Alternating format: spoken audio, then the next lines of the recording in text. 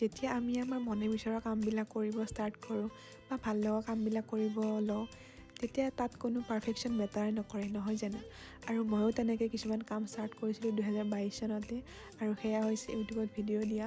যিহেতুকে মোৰ ভাল লাগে সেইটো কাৰণে মই ষ্টাৰ্ট কৰিছিলোঁ, আৰু এতিয়া আপোনালোকে বহুতখিনি মোক মৰম আশীৰ্বাদ দিছে, বহুত ধুনীয়াকৈ মোক আঁকোৱালি লৈছে।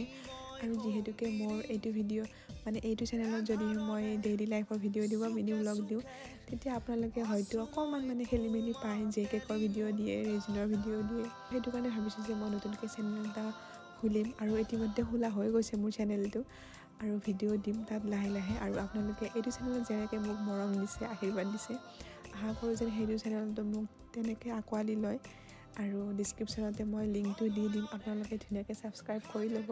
আৰু নতুন চেনেলটোত মই ধুনীয়া ধুনীয়া ব্লগ আগবঢ়াই দিবলৈ চেষ্টা কৰিম আপোনালোকৰ মাজলৈ।